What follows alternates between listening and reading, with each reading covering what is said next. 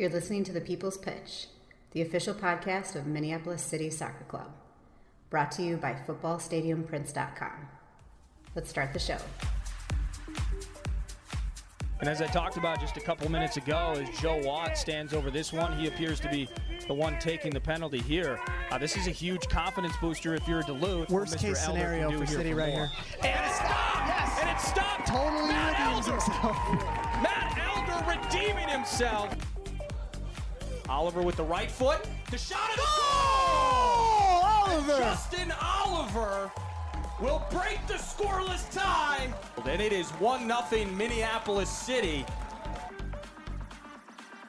Is Hutton now on the offense with the left foot. And it is now 2-0 Minneapolis City. Good finish. Nick Hutton taking his quick victory lap. Heidi ho, soccer neighborhoodies. This is the People's Pitch, the official podcast of your Minneapolis City SC. Joining me is the Lenny to my Carl, my drinking buddy through this soccer lifestyle. It's John Bisworm. John, you would think with the season having wound down, we would be out of things to say, but you would be wrong if you think that. Nate, I'm really excited about the show today as the end of the year awards show. It's one of my favorites. It gives us actually that time to finally take a breath and think about all the things and recap all the things that happened in the crazy packed summer that is the NPSL season. That's kind of super easy to forget about. You know, there's so many things that happen in like a 2.5-3 month time span. Yeah. You don't really, you forget about the good stuff and maybe some of the teachable moments, if you will. That's for sure. So we've got the award show. It is award show time. John and I are going to give out our annual, very official, unofficial player awards for the season. We'll reminisce about some of the greatest moments and maybe some not so great moments that we experienced in 2021. But first, we got to talk about a big event coming up in City's future and what this last weekend might tell people about how the team is going to approach it. And I'm talking, of course, about the Forward Madison trip coming up. So in between last weekend's thunderstorms, City got one more game in, and it was a friendly against our gracious summer hosts, Augsburg College soccer team. It was an interesting matchup, John, not only for who was on the City side of the ball, but for who lined up for the Augies. And it was also really nice for me to go and sit and watch a game from the stands with my family for once, instead of waving to them from the booth and hoping that the baby doesn't misbehave. And it was really cool to be there. We saw Paul from the Citizens. We saw Ray. We saw Aiden O'Driscoll in a boot because he sprained his foot. Lots of familiar faces came out to brave the weather. It was really cool to see them all show up. And Augsburg Soccer has some groupies, I'll say, too. So they brought an effect as well. I spied from the bench. I spied Nick Hutton. This is what I gathered was the starting lineup. Nick Hutton, Mito Youssef, Zach Susi, Lionel Vang lining up against his former club. Gato was on the field. Samuel Ruiz Plaza, Brian Lopez, Jonah Garcia, and Archie Jerdrum, I think, was the right back, right? And then Troy Luegi in net. And then there was this mystery center back who I know now is Lakeville native. He of St. Louis FC and Union Omaha, both USL 1 clubs.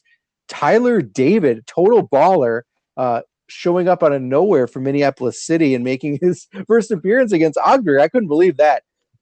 That was kind of interesting, and that got a little bit of Twitter buzz from some Tyler David fans out there. It did. I do have a little bit of a background on Tyler David. If you'd like me to dive in, I'd be happy to, Nate. Yeah, real quick, I'll just talk. I think coming off the bench, I saw Aaron Olson, who I think maybe was supposed to start but didn't get the memo that the game time. Classic AO. He showed up at 7:00 and he played the last 20 minutes or so. Derek Ullman came off the bench fully healthy, which is great, rehabbing that broken clavicle. Abdi Kadi and Ekuse was the backup keeper. And I don't know, am I missing anyone, John? I wasn't there. I was cabining, so couldn't tell you. But it looks. I think I'm right. I think you're right. There was maybe a few other stragglers. I think there was a Jacob Popkins sighting too. Popkins was there, but he cut his hair, so I missed that it was him for a little bit. Yeah, you're like, who's this 13-year-old? But yeah, I think you're. David. I think you're right. There was also Moo too, who was one of the futures program players who got the call up as well. So really good to see that kind of coming together of all three programs, right? To see Absolutely. some futures players, some of the OGs, a fresh face in Tyler, as well as some guys from City too. So yeah, we have a really good core that's still around town. So it's nice to kind of get those guys together, and also to see Samo and Jonah go against the team that they coach, and Yeah. me do as well. Oh, Midu is working at Augsburg too? Yeah, he is. But a little bit about Tyler David, just before I forget. So Tyler is a MTA product. So he kind of grew up playing with guys like Max Stegwart and a few of the other guys that played for MTA. Ian Smith. He's a little bit older than those guys. He's 27. And like you mentioned, he's from Lakeville. He went to St. Louis University, 2012 through 2015. So Go Billikens. he's a Billiken, and he did earn first team All Atlantic 10 conference honors in his senior year, which parlayed him to being the fourth round selection. If you're counting the number, the 76th overall pick in the 2016 MLS Super Draft by expansion side Vancouver. Didn't make it through training camp. They didn't give him a contract, but then he's signed with USL Championship side St. Louis FC, which is now moving into MLS next year. But he played with them, and then after that he went over to Finland and played with. I'm gonna butcher this. Well, it's in some Finnish team.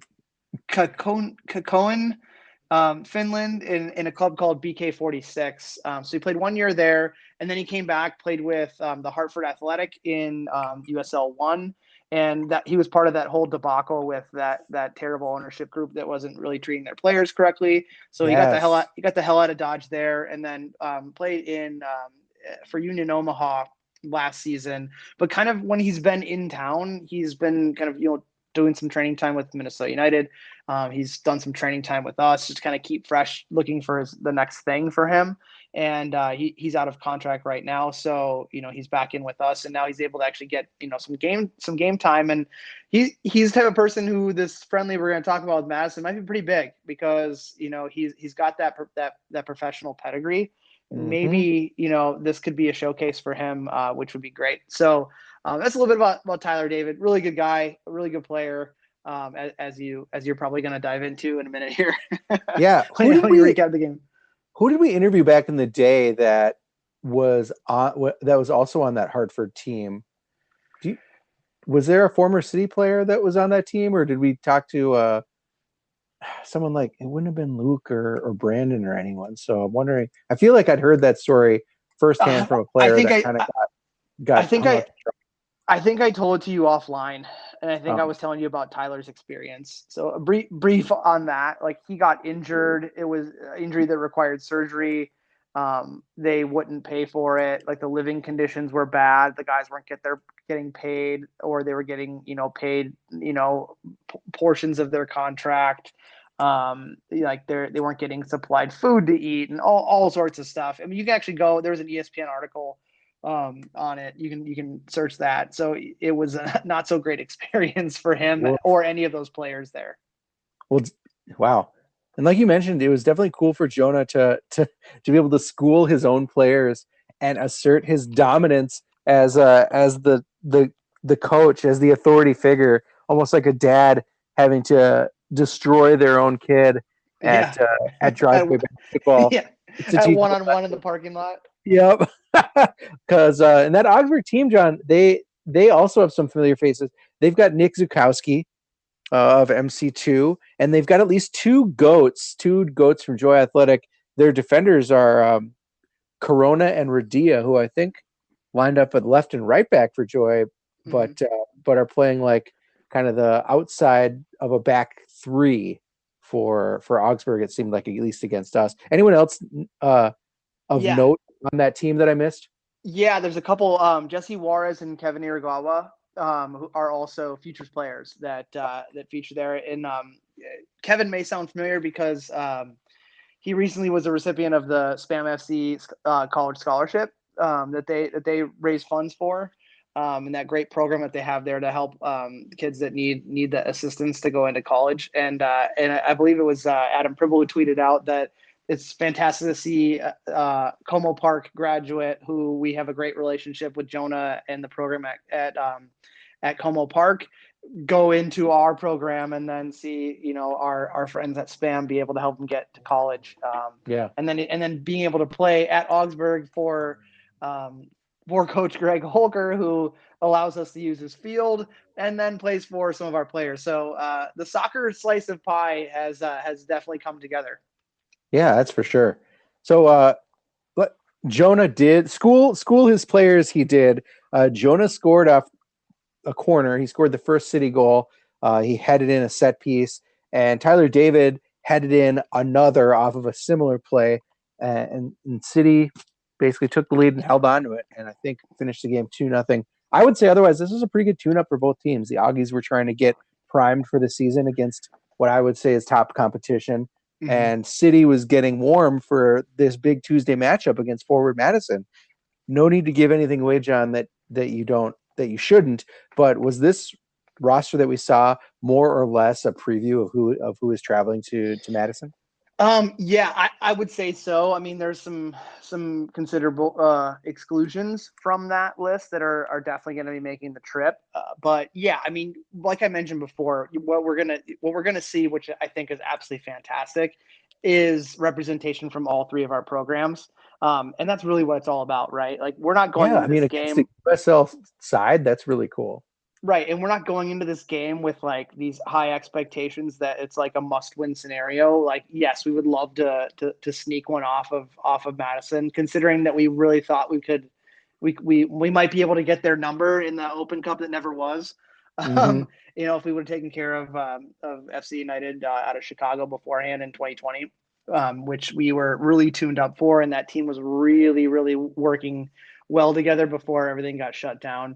So yeah, I think you're going to see the same folks. I can't wait to go, man. I not only am I excited to go to the game, but I'm also excited to see Kevin Hoof, who moved to Madison, is going to be there. Going to get to see our boy Evan Warwick from the E-Cup fame, who now works for Forward Madison as their manager of all of their digital marketing. So yeah, it's going to be great. It's really sweet job, right? Way to parlay FIFA into a full-time job that's not FIFA. So yeah, I'm really looking forward to it. Really looking forward to it, and it's just going to be a great time, win, lose, or draw. Excellent. If you're making the trip, Forward Madison is going to welcome Minneapolis City on Tuesday, September 7th. Ticket packages that are full of beer and other goodies are for sale on the Forward Madison website, as well as a commemorative scarf that will benefit a Madison charity. It looks really cool, and so I bought one because I can't make the trip, so I want at least something to support that trip. So check it out. Go to Forward Madison's website, buy your tickets, buy your scarf, and support a good cause. Yeah, I'm hoping that I just show up and they give me one, but I'll buy one if I don't. that's a good approach. Don't they know who you are? Yeah. I'm from the People's Pitch podcast, people. Come on. Where's my scarf? So our season, John, it's all but over, save this Forward Madison trip.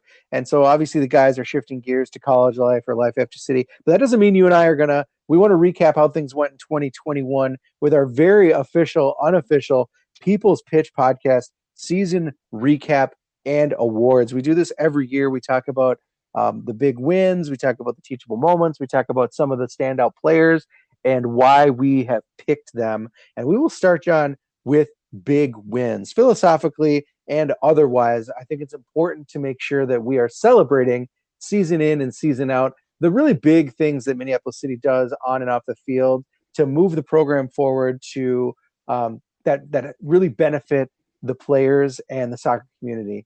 And I think we've got 3 big wins for you, all of them on-field wins. We've also got 3 off-the-field wins as well. So let's start with the matches that were big wins for Minneapolis City. Yeah, I'll start off with number 3, and that was for me the first game of the season that really set the tone for the year, and that's the Sioux Falls away. And the reason why this one was selected is because we talked about it after that game. All of the planning and all of the build up for almost a year and a half, maybe year and a half plus to get these guys ready to go for whenever competitive soccer was going to start again. All the blood, sweat, and tears that was put into that was immediately thrown out the window due to conditions and, the field conditions and the weather and the long trip, first game of the year, very much so a trap game for us historically. And the guys just threw the playbook out the window and then just figured out ways to score. We're able to come away with 3 points and set the tone for a record-breaking season. Yeah. How about the second, your number 2 big win? And on paper, you look at the scoreline and you're like, man, this has got to be the biggest win, but I don't think it is. It's definitely number 2 in my book, though. Dude, it automatic. This number 2 is the 6-1 win versus Duluth to seal the title in Duluth, and the main reason why it's on this list outside of all the other obvious things is because now June 1st is a Minneapolis City holiday because 6-1 will forever be the scoreline that gave us our 3rd title. But no, you beat your arch rival at home to win a championship by 5 goals. That is about as big of a statement as possible. I mean, we all know what happened in that game with Duluth going down to 10 men, with one of their best players being pulled off in the worst fashion ever. 2 stupid challenges that gave him a red card, and seeing 2 cautions and getting that red. But yeah, I mean, like I said, for me, I think every June 1st, any City fan across the globe should be raising a pint for that one. John, I say that this game, my number 1 game, is the big game of the season for a number of reasons, and I'm choosing the 3-2 victory away at Joy Athletic. First of all, scoreline was tight. Obviously, the game was, if it weren't for that 90th minute goal by Emmanuel Iwe, it probably wouldn't have seemed that tight. But this is a game, let's not forget, that Minneapolis City was down 0-1 as halftime approached. And I think the important thing to note is this really is the first time on the season that Minneapolis City had experienced any true adversity on the field, I would say. I also think that this was the igniting match in what will be a nice crosstown derby if Joy Athletic stays viable and stays in the league, which by all accounts at least will for next year. So that's good.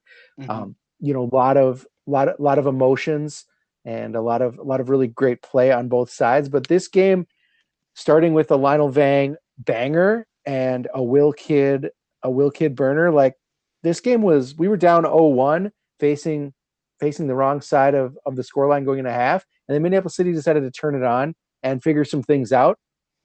And it really, like I said, was the first game that we had to dig deep and look to ourselves and turn something out of nothing and come away with a victory. Mm-hmm. Yeah, I'd agree with you. I think another reason why too is, you mentioned a little bit, like actually having a crosstown rival again is big for both teams. And not only to have one less game you don't have to travel for outside of maybe hitting a freeway spur for a few minutes. Yeah. It allows to have that competition close by, and you saw it with the return leg at home in Augsburg, how packed the stands were. That's the kind of thing we need, and it helps both organizations out, and it's fantastic to have. I still miss the days of having BSLT in the league, to be honest with you, but Joy Athletic will have to do for now. For now, that game all those years ago at VSLT, their first home game, how big that crowd was crazy. Of course, it was free, but the crowd was huge, so that was great. Yeah. Now let's talk about off the field, because Minneapolis City is a big organization that has a lot of irons in the fire, and that means there are quite a few off the field victories year in and year out. And I want to start with your number 3 off the field victory. For me, it's the roster depth that we had this year, and how that volume of players that we had, how great the coaching staff did their job with that roster, because you had 30 plus players, not even to mention the guys on MC2 that could come into the fold. You add guys like Stevie Lamar coming in, late from Creighton. You have all these different personality types. Everyone's kind of the man from where they came from or where they currently are, and you have to really manage all of those expectations, all of those attitudes, all of those personality types, playing styles, and mold it into a cohesive unit that on any given day you have the right 18 for that game day, whether the player who's not on it believes it or not. And that goes back to the brotherhood, like that we talk about. The brotherhood was on full display this year. I mean, I'm in the team chat, the team WhatsApp group, and every player, guys that were playing, the lion's share of minutes, guys that were kind of situational players, all of them were in on the greater good this year, and ultimately it didn't happen. Losing out in the playoffs in a game that we believe we could have won, but everyone put the work in to really fight hard for their playing time, and the coaching staff did a really good job of managing those expectations. Yeah. The other one is another off the field victory is a newcomer to the club, and that newcomer is going to be on our kit. Yeah, number 2, new sponsor. We've had Summit from the beginning, and they've been nothing but great for us, great to us, great to work with. And hopefully throughout the years that we've worked with them, not only with Minneapolis City, but going back into the Segments organization and what we've worked on with them, we've got nothing but love for Summit. But we bring in a new sponsorship with Uda Pills, so keeping that craft brew theme going, and we have a new sponsor, and I think it's needed, right? It's always good to have a refresh when it comes to sponsorship, because not only can you work with a new organization and help each other out, but it also helps on the kit side of things. Obviously, we're gonna have some new designs coming next year, and we all know the internet loves what we do for our jerseys. So Yeah. So it'll be great to see what our monkeys on typewriters come out with for New Jersey designs. But super excited to have them into the family, and again, thanks to Summit for all the great things that they've done with us over the years and for us. Yeah, I mean, I think my off the field big win is number one, and I think it was also one of those things that was on display, just like the brotherhood. And it's just the club professionalism in the organization. It brought better game day experiences this year. Obviously, we had a lot of time to plan it when you consider that we had basically a 1.5 year long off season. But but I mean, when you think about the effort that was put into game day for both the people that showed up and the people that were watching at home, I think the game day experience was the best it's been so far. Whether it's through the broadcast, you have the GoPro, you've got the handheld camera on field side, we've got the sound bar up in the booth for some game day extra game day music and extra game day like sound effects and stuff. As the game was going on, there was the plus ups in your broadcast with Nordo, and of course when I joined the booth, the ultimate plus up. Right. Well, we brought in Dom, we brought in Nick Hutton. We had a whole bunch of different people come in, and everything was great. Yeah. And I think that on the field, or that, I guess, in stadium experience, and that experience that people could have while watching at home, really was something that probably brought the playoffs here. Right. Mm-hmm. We showed that we were an organization that was doing everything right. And ultimately, the ownership decided that this was a place, the ownership around the league decided that this was the place where the playoffs should be for the Midwest regionals. Mm-hmm. Yep, totally agree. Now we're on to big moments. So not just wins, but just big moments in general in game. What was a crazy big moment that you would say helped to define the season, John? I think we've got a top 5 here. Yeah, this was a little bit harder to boil down into 3. Mm-hmm. Or once we get to 3 and 1, you'll realize that we would have just talked about one person. Number 5 was the Brian Lopez game winner at home versus Duluth. And that was chosen because of the fact of not only what he did in that moment with how he scored his goal, with a really great individual kind of heads up play to use, his body to, shake off a defender, to give him that half yard of space and then to bury the winner. But also where we were in the season, we had run through all of the teams we should beat, all of the teams we didn't know about, and people like Joy Athletic. We had handily beaten Med City, who was nationally ranked at the time, and Duluth was on the come up because they were finally hitting their stride. And to be able to beat them at home, which is something that we've had a tough time doing, which is odd, right? Like we've done really well against them on the road. But at home, outside of our Wembley year up in Osseo, at Osseo High School, when we won 4-2 to win our second division championship in a row, it was that defining moment, like the exhale, like, oh, okay, we made it through the first run of everybody, and everyone had the opportunity to be fresh and throw their best at us. And reinforcements aren't coming for the rest of the teams in our league.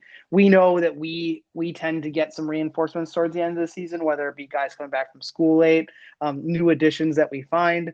And Brian Lopez was one of those that, his professional trials weren't working out, came back into town, and he was the one who was able to score that winner. And it was a huge stepping stone for us to continue a pretty impressive win streak. Yeah. And then number 4, the next one, a little bit of a negative one, I guess you could say, and that was the loss. Still a big moment. Oh, God. Still a big moment. The loss to Joy Athletic at home, in our last home game in front of a huge crowd. So talk about shitting the bed, right? Like we do everything we can. We can finish out the season undefeated, which has been fantastic to do it for the second time in 3 years.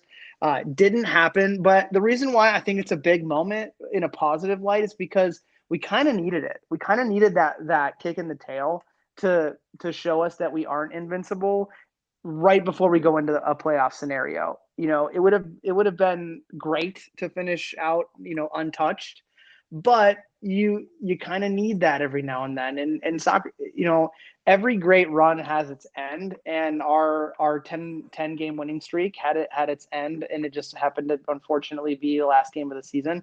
But it was also a day that we celebrated all of our successes for the program, for the club itself. We had all the trophies on display.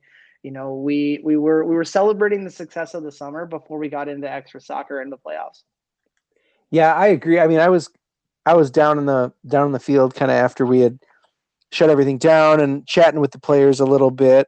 And really, Max Kent said it best, and he echoed what you're saying is, maybe the team needed this. Maybe we needed that kick in the ass to motivate us and to push us into playoff form. Mm-hmm. Right. Yep. That like it's to right your wrongs, fix things, look at alternative ways. Yep. It's easy to look past your faults when you're still winning. Mm-hmm. Right. To say like, yeah, we're not defending the best, but it doesn't matter because we can score 6 goals against Duluth. That kind of thing. Yeah. So I think in the end, it was something that the team needed, and it carried us to some really, really good playoff soccer. And it rolls right into number 3, Nate. Yeah, and that is the Aiden O'Driscoll volley for the winner at Med City. So it's so sweet. it was from such long range, and I watched it again when I was deciding on this, like, does this make the list? But just that off of that corner, for the keeper to clear the ball, and it goes straight to Aiden O'Driscoll, who gathers it, and for probably 30 yards out, just one times it from downtown into the lower right or something. I don't think the keeper ever expected that ball to come right back at him with that kind of zip on it. And when you think about the context that goal came, we were way at Med City, we were tied, and the game had been going fine, but it was the last game of the season for both teams. They needed a win to make the playoffs. They needed a win to make the playoffs, right? We were kind of in and coasting. But nationally, when you look at the NPSL, the entire top of the NPSL field all stumbled. Milwaukee Torrent, Cleveland SC, Minneapolis City all lost leading up to the last week, right? So all of a sudden, where it was pretty solidified what the 1, 2, 3 squads were, it really was that last week that decided the final rankings in the NPSL as a national table. And Minneapolis City came into that game after that loss to Joy, looking to bounce back, gathering itself up, looking inward, trying to figure out how to right the wrongs, and we did it, and we ended up maintaining our number 1 position in the NPSL, which gave us that first round bye, which gave us the ability to host. It gave us that nice matchup against Carpathia, and ultimately carried us pretty far into the playoffs. One thing I'll add to that, if anyone from Med City is listening to this, which I don't know why they would ever, just a quick word to the wise: stop scheduling us the last game of the season, because that goal and that game knocked Med City out of the playoffs for the 4th year out of 5. Yep. So stop doing it. If you want a chance to make the playoffs, don't. The only time it worked for you is when you scheduled it at us and we had already won, and same thing happened with what happened with Joy, where we had already won the title and we played and lost in our last game of the year. And then having to come back and play us again, and then we beat you in the playoffs. So just don't do it. Yeah, bad idea. Really bad idea. Really bad idea. Our number 2 big moment of the season, and I already kind of hinted at it, I would say it is minute 40 to minute 44 away at Joy. When you talk about Lionel Vang tying it up with a beautiful long-range banger that I think hit the bottom of the crossbar and bounced in. Yeah, I think underside of the crossbar directly down to the other side of the line. Really nice. And then Will Kidd puts us ahead by just burning his defender and lacing his shot past the keeper. I mean, that was, like I said, that was another instance of Minneapolis City taking a look at what's been going on today. We're down 1-0 away at this upstart team full of children. How do we dig deep and figure out how to play our style of soccer and win? And we did right there. Yeah, there's nothing in those 4 minutes. Nothing else to add to that one, except for the fact that goal actually removed the net from the bar. And I remember watching the stream, because I wasn't there at halftime, seeing some people repairing the crossbar net extension. He really hit the hell out of that one. That's nice.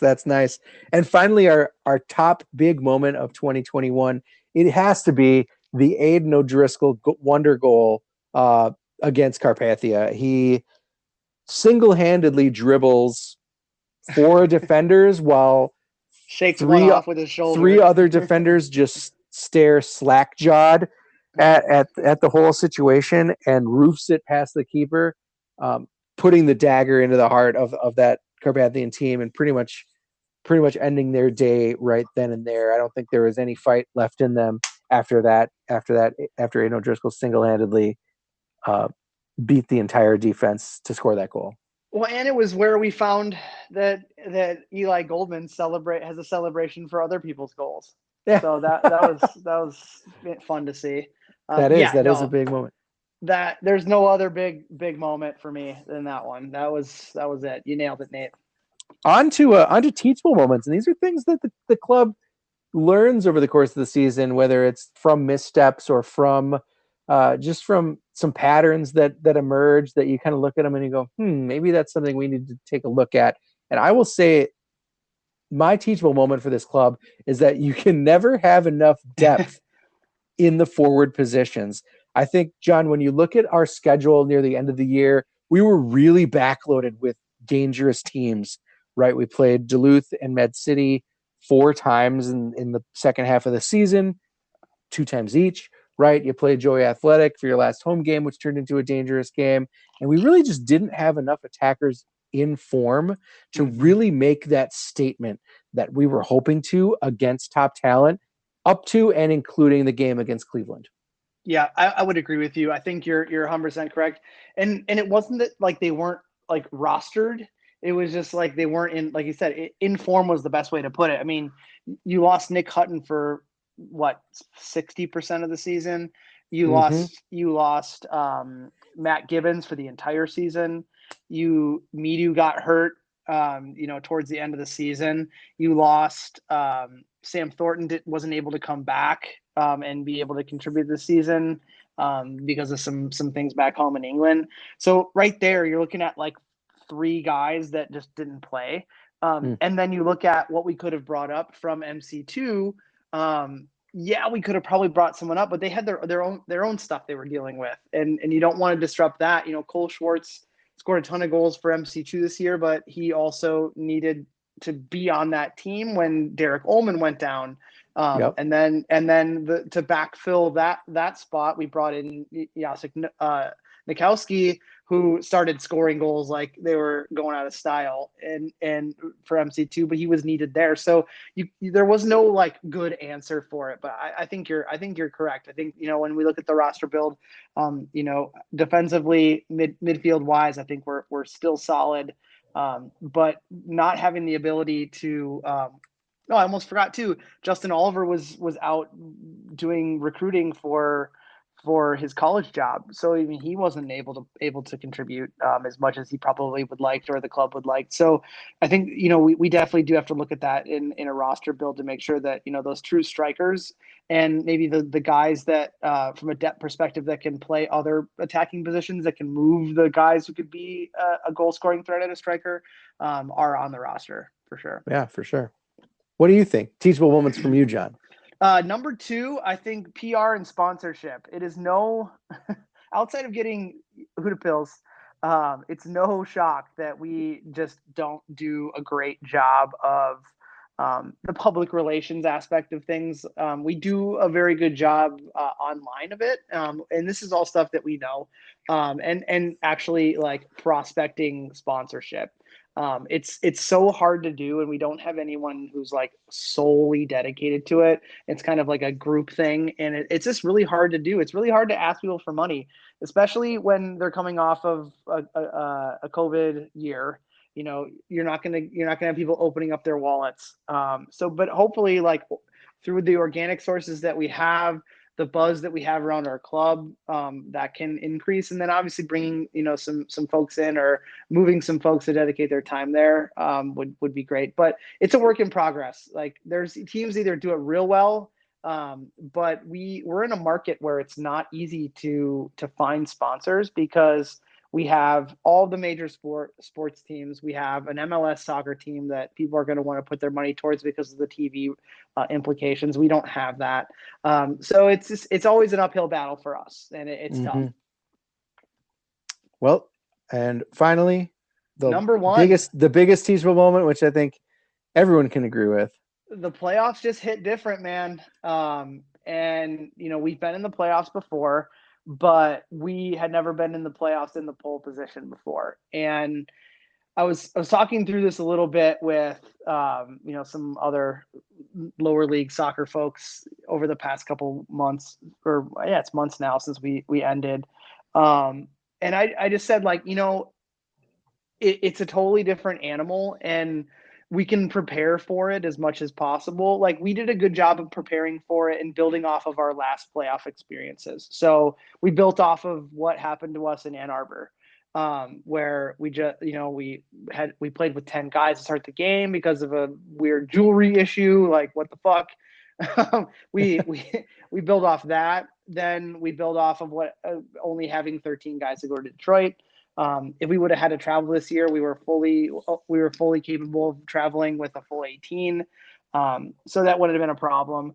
But still, like we just learned that from a playing side perspective, we ran into a team like Cleveland that just has been there before, and been in the similar sets of adversity that were thrown at them this year, and they knew how to handle it, and that's just something that we have to just take away from it and learn from it and be ready for it.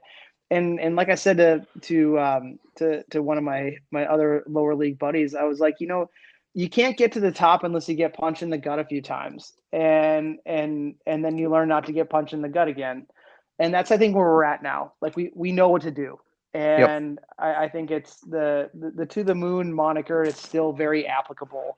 It doesn't go away because the season's over. I think it's still a mantra that we can follow, and we just know what we got to do next time. I hope it comes back next year. I hope so. I got that sound bite queued up on the soundboard. John, it's time to move into our season awards, and these are our individual awards for players, for coaching staff, even for fans that we feel stood out and went above and beyond the average person this year. We'll start with our coaching award. And John, this is a coaching staff member of the year, coach of the year, if you will. Our coaching staff is bigger than ever for Minneapolis City when you consider that it stretches through the NPSL team, the UPSL team. You've got Adam Pribble, who's kind of above it all. You've got guys like Jeremiah Johnson, who's kind of doing his thing with the futures and supervising that. You've got all the support staff involved, and I think that this year's pick is very well deserving just because of the character and the energy that they brought to every game and to every practice. Yes. So our coaching staff member of the year is none other than Tori Burnett. That's not Tony Barnett, who some team called her. It's Tori Burnett, and fantastic addition to the club. From not only a personality perspective, but what she brought into the fold. We were the first team, outside of, Denton, and maybe even one other that brought in a female coach to the coaching staff. And we had two before Allie Lipscher decided to take a professional job, which I don't know why she would and not stay with us. But all joking aside, go take a pro job. That's totally cool. But bringing in Tori and her expertise being on the defensive end and being the second assistant coach with Adam Pribble being the first assistant, and seeing not only what she can do as a coach and her deep knowledge of the game. I think, like, I don't know the women's side as well as I know the men's side here, but when you're looking at someone who's kind of that next thing in coaching in our area, it's definitely Tori. She checks all the boxes, from professionalism to game knowledge to understanding it from a playing perspective, but also crossing over to being able to teach it. She did it all, and also like gathering or gaining the respect of men, is a tough thing to do for a female coach. It's an unfortunate thing to say, but it is a reality. All of our guys, took to Tori right away.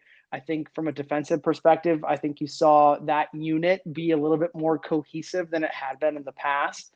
Really refined. We didn't give up a lot of goals, which is obviously in large part due to her teaching and her the way she worked with the defense. So really top to bottom all year, Tori really killed it, and so happy that she joined the staff, and she really made a huge step forward for not only herself and her coaching career, I think this summer, but also a huge step in the direction for the type of coach that we want to bring in the future. Yeah. Also seems like a really cool person to have a beer with. Yeah, I went to a wedding with her, and it was awesome. It was really awesome. Up next, John, we've got Citizen of the Year. Well, we forgot to mention our honorable mention, of yeah, course. The person who just didn't quite make the cut And that's Adam Pribble. And this one, from an honorable mention perspective, it's not necessarily for the X's and O's for Adam. For me this year, it's him stepping into that general manager, more technical director role, and seeing the work that he did to bring the staffs of all three of our programs together and to really hold it all together. It's a tough job because there's people going all different directions. He also managed our facilities and all of our training time organization, and he had to deal with all the yahoos in the UPSL and the NPSL from a league perspective.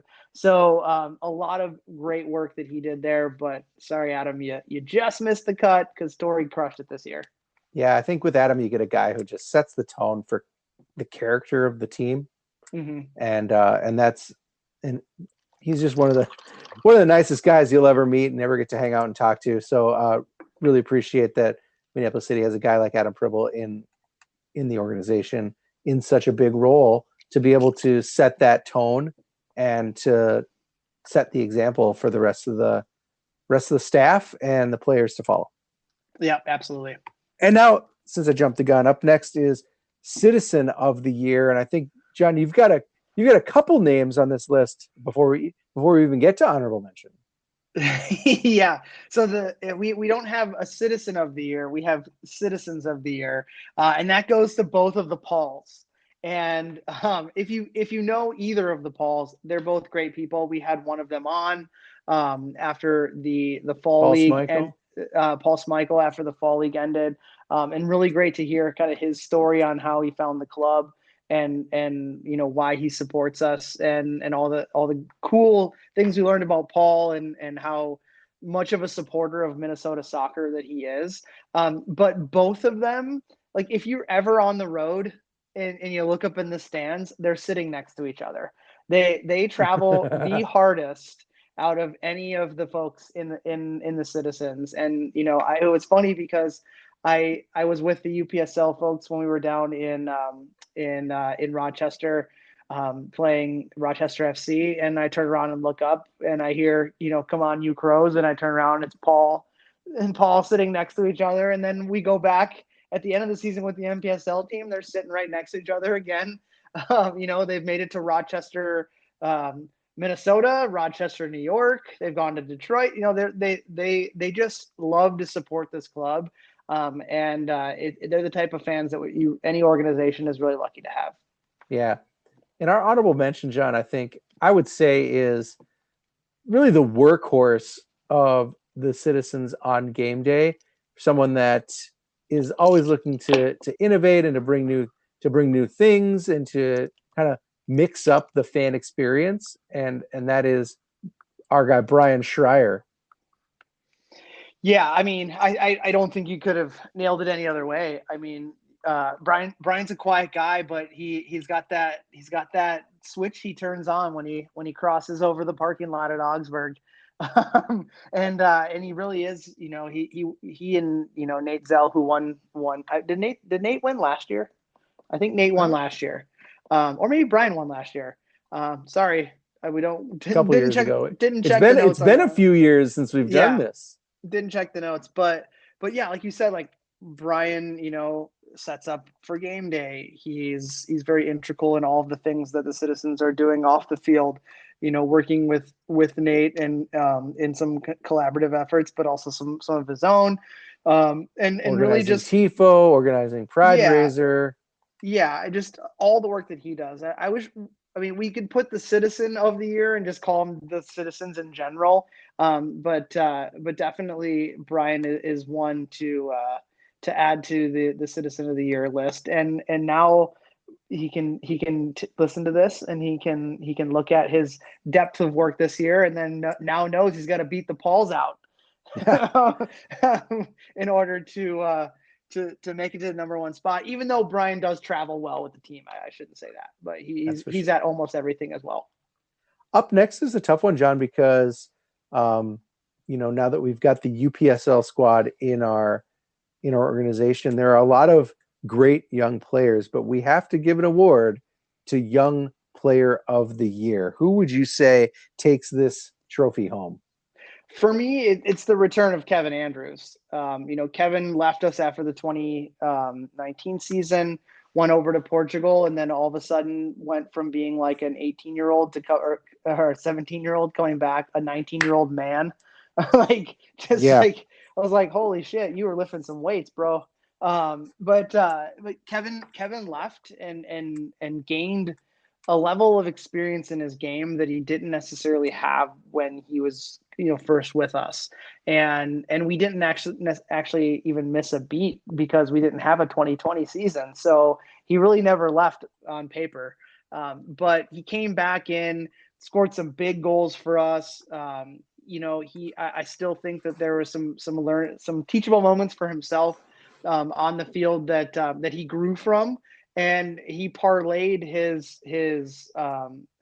skills that he had, the skills he learned, the skills that he sharpened this past summer into getting a full scholarship at Central Florida, and he's been starting in games early on in the season for a really great Division I program. So he definitely gets the tip of the cap for Young Player of the Year.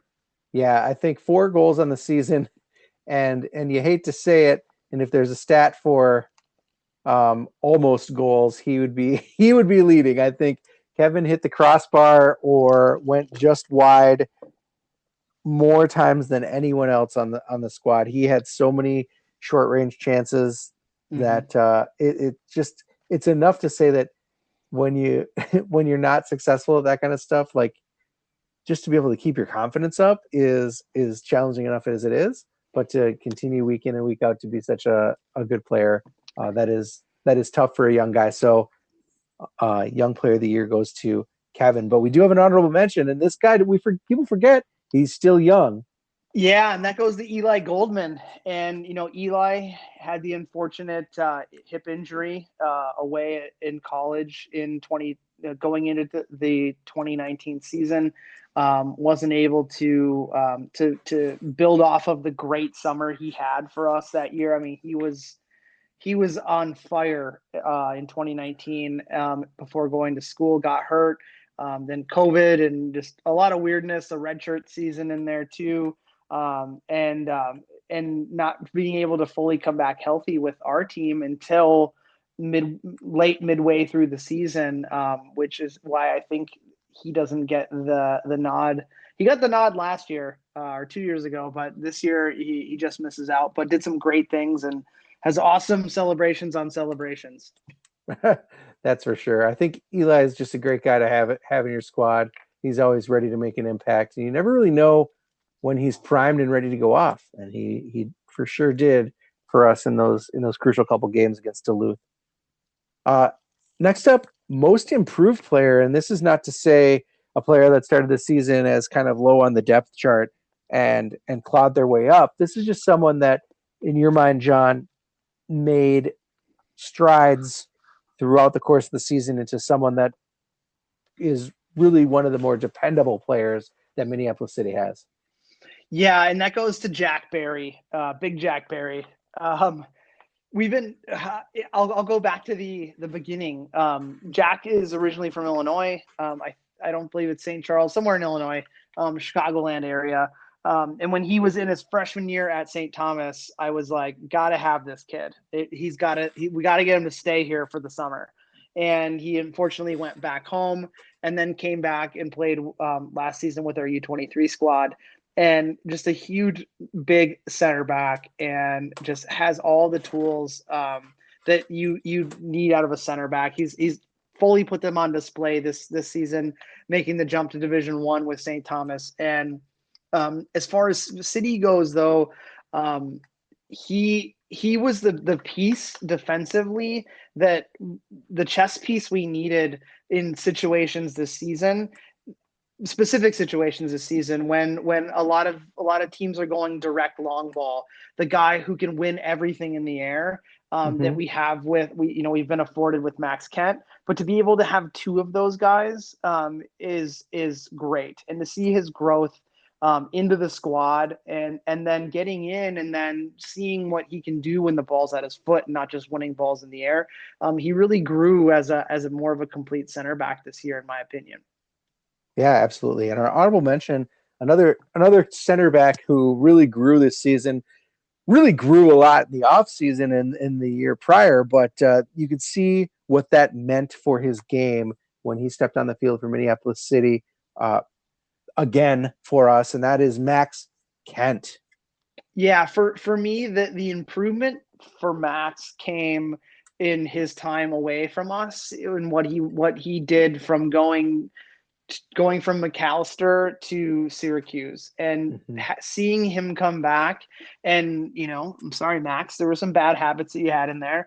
Those were all corrected. And to see how dominant and how more of a complete defender he was when he came back, I was extremely pleased. I wouldn't say surprised because he's such a good learner. And he's one of those thinkers. He's always thinking about why something went wrong and how to fix it. But he went into a different atmosphere in a Division I program from a Division III program, which is a huge jump to make. And then you throw COVID into it, and coming back into play with us. And I think that against Cleveland, we missed him a little bit. Not to say that Jack and Jonah didn't do a really good job against Cleveland. They did. But the form that Max was in before he unfortunately had to report to Syracuse, it was really, really good. And he was definitely missed. But yeah, he just misses out on his partner in crime, Jack Barry, on this one. And he had to report to Syracuse, a captain, right? Max Kent. Yeah. Despite being probably the oldest guy on the team, able to somehow be through everything, whether it's COVID or transfers and things like that. He has eligibility in his graduate study year, so he's able to continue to play for Syracuse while he earns his master's as probably a 22, 23-year-old, and he is named one of the 3 team captains. Amazing for Max. Wish him the best at Syracuse, and hopefully he can keep playing at a super high level this fall. Absolutely. Next up, John, breakout player of the year. This is someone who may have made a couple of appearances for Minneapolis City in the past, but really this was the year where you were like, holy shit, has this guy been on the team? And if he hasn't, why? Because he is amazing. Yeah. And that goes to Lionel Vang. There's not a whole lot to say here. If you didn't watch any of our games, go back and watch our games and watch Lionel play. For Lionel himself, he was with our U23 squad, played in the UPSL last year, and then was really in a position. He was voted the MIAC Player of the Year in 2019. 2020 didn't happen, but he really was primed to elevate his game to a higher level and went on some professional trials that they just didn't work out. And one of the things I tell a lot of those players that are looking to go beyond our level and it doesn't work out is, come back to us and just have that season and that depth of film to show these professional clubs what you can do, and just from as soon as the first whistle, just light everything on fire. And that was what Lionel Vang did. He was one of our most dependable scorers, always dangerous on the ball. He started to add towards the end of the year more defensive duties into his resume, which I think really unlocked a lot of things for the team. And it just like I said, from the jump, he was a huge addition and he was in form and actually picked up a little bit of an injury towards the end of the season that kind of slowed his goal scoring production. But every goal he scores is a banger. Like he didn't have like a lazy tap in. He's not the guy who's going to score a tap in and rip his shirt off like it's the only goal he's ever scored. He's the guy. Every goal he scores, he should be ripping his shirt off because it's spectacular. Yeah, every time Lionel Vang touched the ball, something cool was going to happen. Whether it was his ability to dribble in traffic, his ability to fight to regain possession if it's taken from him. You always talk about you want the guy that's going to go hard and try to right his mistake. Like if he makes a mistake, If he loses the ball, he's going to try harder than anyone on the field to get that ball back. And like you said, just the ability to find the net is spectacular for Lionel. So really exciting, really, really great to have Lionel on the team this year.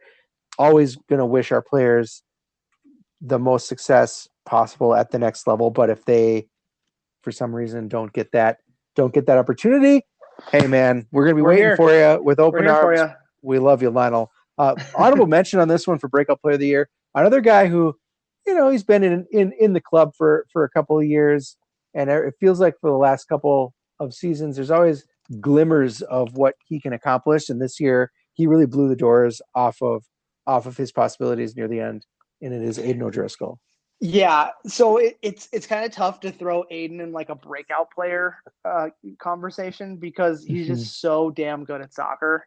But what he did this year was just show how great he is. We've seen flashes of it, but the goals he scored this year, I mean, 2 of them, I think he only scored 2, and both of them were on our top 5 moments of the season.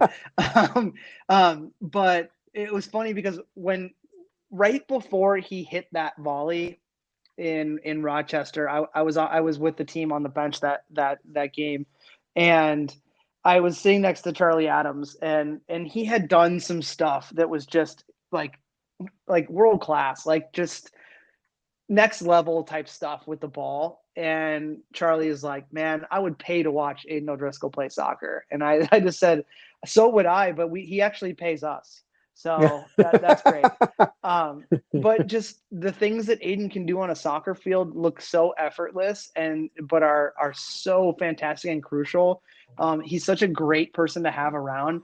I'm sad because I really feel like if he wanted to play at the next level, he absolutely could. I don't know if that's in his sights. I know school's a big thing for him, and he was in Ireland studying, doing some secondary studying in 2020.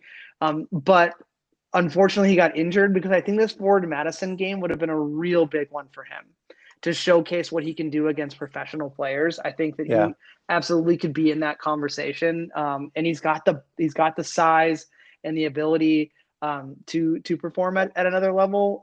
So it's unfortunate he can't showcase that, but super happy to have Aiden in the city clubhouse. Absolutely. Up next, John, this category is Newcomer of the Year, and I'll take this one. I think it's clear that in the fall 7v7 league, which was going on at this time last year, I think that was the big deal. It's like, oh my God, we're actually playing soccer when we had this 7v7 league leading into just to kind of pilot the futures model that was leading into the winter to make sure we were keeping an eye on some of the best players, making sure that our traditional players had some minutes and we're staying fit. The 7v7 league was an awesome opportunity to be able to get a glimpse of some new talent. And this guy that we're about to talk about definitely came ready to make a splash in the regular season. I think in the 7v7 league, he was vocal. He was rivaling the Olivers for Bastard of the Year. Shittiest attitude on the field, right? Just the kind of guy that you hate to play against, but you love to play with. And he was able to parlay that into a really nice season for Minneapolis City. One of the top goal scorers in the conference. I was looking at the stats for this summer season, and in the Midwest region, when you talk about goal scoring leaders, he was tied for sixth with 6 goals scored, along with guys like James Westfield that we talk about. And we're talking about Mohammed Mido Yusuf. Also, Vinny Bell scored 6 this year. So really some good names up along with this newcomer in goals scored. Mido burst onto the NPSL scene as well, scoring goals in a lot of those early games to help Minneapolis City establish dominance over the table. And even if the goals weren't going in for him near the end of the season, he was wreaking havoc with his positioning, with his pressure, making sure that no center back was comfortable, because here comes Mido Yusuf if you're going to hang onto the ball a little too long. Well, I told I think I have a lot of conversations with Charlie Adams. It seems like it. He's an easy guy to talk to. Real easy guy to talk to, and we always seem to gravitate towards each other whenever I'm at training, or if I'm on the bench and he's not in, he sits next to me. But what I remember right before the season started, I just told him, I was like, you know what, I don't think the North Conference is ready for Mido Youssef. Like he's such an asset to have, that, and he had that edge that we kind of had in Justin Oliver, but it's just a different type of edge, and I was like, we haven't had that, and he can put his money where his mouth is, for sure, and he showed it, and I think it, like you said, it started in that sevens league into the season. An honorable mention, John, for newcomer of the year. Hard to you can consider this guy a newcomer. I think he's played most of his games for Minneapolis City this year, besides just like one flash in the pan a couple years ago. And that's Brian Lopez, another guy that showed up ready to ball and really helped Minneapolis City establish itself at the top of the table in the NPSL North. Yeah, absolutely. And like Brian was in a similar situation with, that Lionel was in, coming off of some unsuccessful professional trials and just kind of like not knowing what the next thing to do is. And, I think his inclusion, he brought that different aura to the team. Not only with how skillful he is, but just like how, like what he's seen out there in his other soccer experiences. He played 4 years at Marshall University, which won the NCAA tournament this year. So he played with majority of those players. When he was finishing out his college career, they were underclassmen. Played in a good program, played for a good coach, went off, had these extended trials places that just didn't work out for any number of reasons. But to come in and to be able to add a different thing we haven't had before, was really impressive. And he set up some really crucial goals for us, and he scored that really big one against Duluth at home that we mentioned earlier. Mm-hmm. Mm-hmm. On to, John, some of the top two awards of the evening, or top two of the top three, and those are the MVPs: defensive MVP and offensive MVP. Defensive MVP, John, is a name that is sneaky. I would say this is tricky of you to put this guy in here, since we haven't really talked about him a lot on this podcast at all. But now that I'm thinking about it, I think you are right. This is a player who, I will admit, in 2019, I think in 2018 and even in 2019, when he was kind of in and out of the squad, playing for the U23s, occasionally getting the call up, I would ask myself, like, why is he here? Like, he's just not. Is he really the best option that we have for his position? I'll give you credit. You and the coaching staff saw more in this player than I did. He has developed into a great player for the team. And I'm talking about Matt Murakami. Why is Matt Murakami defensive MVP this year, John? Well, he was all conference, all region as an outside defender. Like it, and I think he touched on a few really good points. He doesn't look like anything special. No offense, Matt. Former college standout at Gustavus, was a center midfielder in college, just like Charlie Adams, who we also moved out wide. But what you get out of Matt is he will never stop. Like, he's one of those like always fight type of people, and moving him out of a crowded area in the midfield and allowing him to be that lockdown defender, but also knowing what he can do in possession with the ball at his foot, but also knowing how to get forward.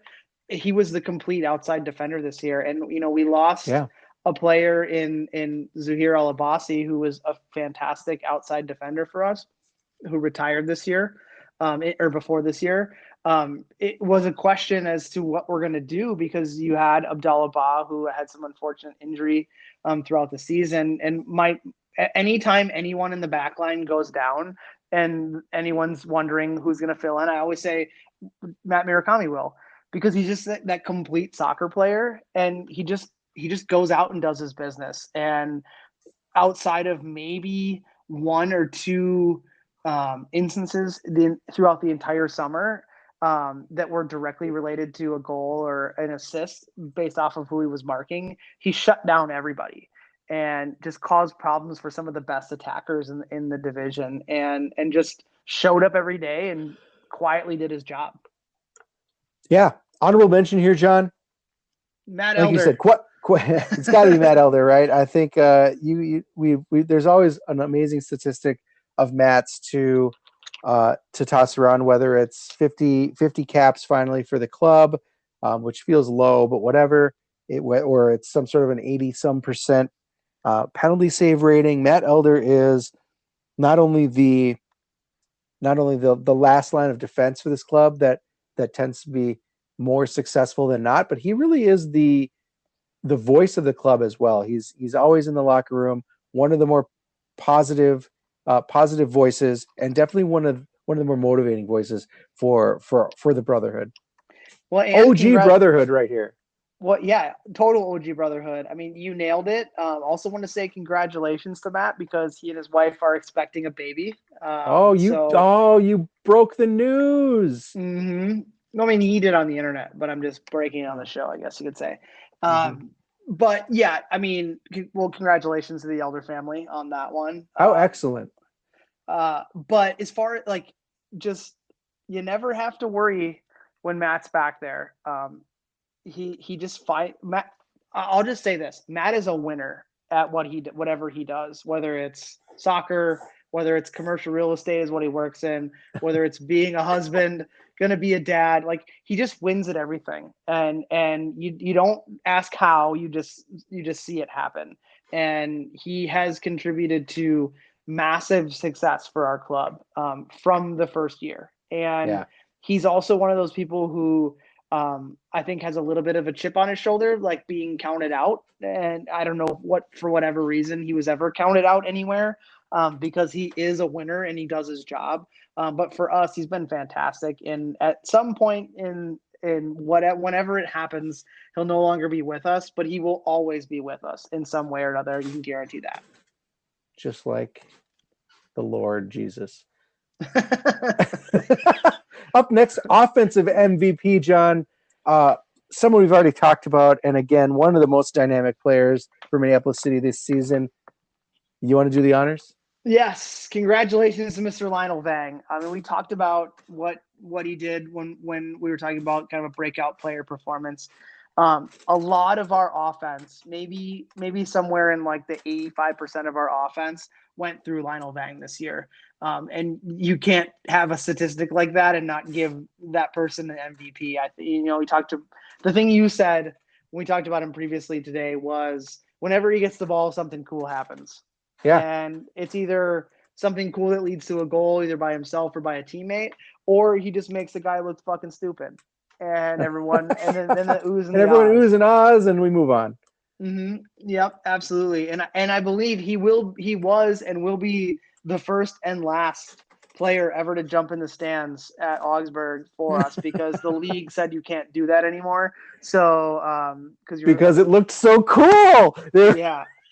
Yeah. We can't have everyone jumping in the stands. It looks too cool.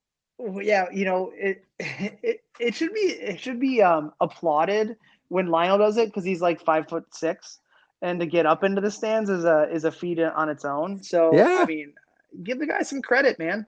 But no, I mean, we don't have to talk more about what Lionel can do, because we already have. It's just, this one just puts an end cap on the fantastic season he had. Yeah. Honorable mention, John, is sadly a guy that seems to have played his last for Minneapolis City, because he is currently Florida bound. Where's he? St. Louis. St. Louis bound. That's not Florida at all. Thank God. St. Louis bound. We know him really well. I know his mom. It's Will Kidd. Yeah. I mean, once again, this season, you'd think that the NPSL North would have figured it out, that Will Kidd's always going to cut inside and you're going to foul him, and then ultimately it's going to lead to a penalty kick. But not only can he draw penalties, but Will was once again an integral part into our offense. You know, he's our club's all-time leading goal scorer, and he will retire the all-time leading goal scorer currently for the club. And it's going to be a number it's going to be hard to match because of how many years he's played with the club. And it's super sad to see him go, because he just is one of those guys you want to have on your team. Like, he's not the most vocal, although he has been more vocal in the past couple seasons. He isn't the flashiest, but damn, does that guy do his job. And definitely going to be missed. And I think we got to have him on, because Will's one of those guys that we can't see go away without a fitting send off. That's for sure. We really have only interviewed him a couple times on game when we used to do game day interviews before the call to the booth, and then we've never had him on the show. We totally have to. We had him on the show in year one, and I think he was probably more nervous to be on the show than he was. He was just a high school kid to propose to his future wife. I think he probably was less nervous. Oh man! And then finally, John, another guy we've already talked about. You're just overall player of the year. Why don't you tell us who and why? Well, I don't think I have to tell you why, because we just talked about him. But I will give a big congratulations to Matt Murakami. I think that the jump that he made this year to fill a crucial need that we had, which in the tricky position that is the left defender at all levels of soccer, unless you strike gold and you have that left footer that you can throw back there. Matt earned it, and I'm glad to see that both locally and nationally, he was given his props to make the all-region team and the all-conference team, because he definitely deserved it. And just another one of those guys, just a good, solid human being, and just happens to be really good at soccer. So Congratulations, Matt. You're the official, unofficial People's Pitch Player of the Year. Well, let's wrap this segment, John, with just a reminder of Minneapolis City's stats. I think some of these stats are pretty eye-popping. So let's roll through them. Minneapolis City finished the season with a record of 13-2, and that includes the playoffs. That was 10 wins in a row to start the season before we dropped one to Joy Athletic. Finished with another win, and then our final loss against Cleveland in the Midwest Regional Final. We earned 33 points on the season with 44 goals scored, only giving up 11, which puts us in the top tier of the NPSL defenses nationally. Let's go through these rankings. We were the number one team in the country for 10 weeks, and I believe we finished the number one team in the country despite that late season stumble. When we talk about trophies, we won our third straight North Conference title, as well as the newly crowned Papa Panther Minnesota Cup. That Minnesota Cup, of course, goes to the NPSL North squad that has the best record against only Minnesota teams. None of this measurement against La Crosse or Sioux Falls or the Dakota Fusion. And that's it, John. That's what I said, didn't I? Oh, I don't know. Maybe you did. Yeah, hard to. Who cares about them for a second? And that's it, John. Let's put a bow on this season with just some final thoughts. Just when you thought that you missed soccer more than anything, like I don't know if I could have ever imagined a season like this one back in May when we kicked off the 2021 NPSL season. I think we were both definitely super nervous about what the future held for Minneapolis City, both super nervous about how this talent would translate after so long being off the field.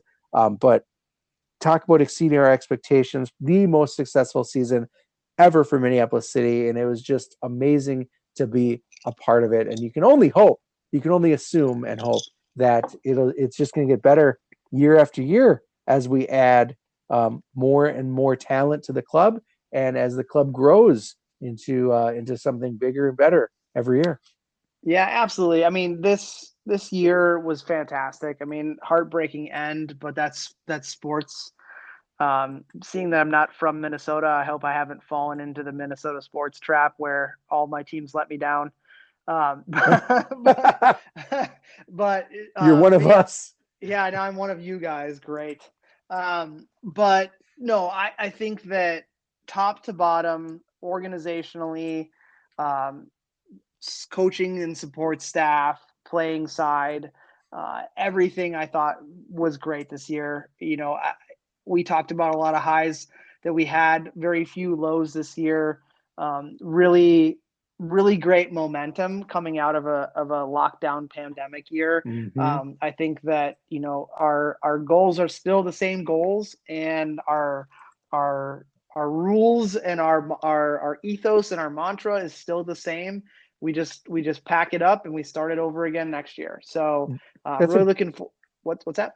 Oh, let's go ahead. Go ahead. I was going to say that's a great reminder, though, that this is all done, of course, for the betterment of local soccer and local players, right? Like Minneapolis City only rosters players that are living in or from Minnesota, and I think that goes a long way to making the Minnesota soccer community and Minnesota soccer development at the youth and college and beyond level just that much better. Yeah, and I guess my final bow before we end the show is just a quick reminder: never tweet out the "I'm on top of the table" after week 1, because it never works out for you.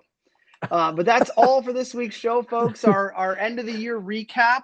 Once again, we'd like to thank our club sponsor, Summit Brewing Company. We talked about how our relationship has ended, but they've really been a great sponsor for us, not only this year, but for many years. So thank you so much for your support. And we're really looking forward to our new sponsor, Unofficial. But you can always, no matter what you're doing, you can remember to go down to your local liquor store, bar, restaurant, state fair, sporting event, wherever you're at, and buy as much Summit as possible, because it would only make you feel better.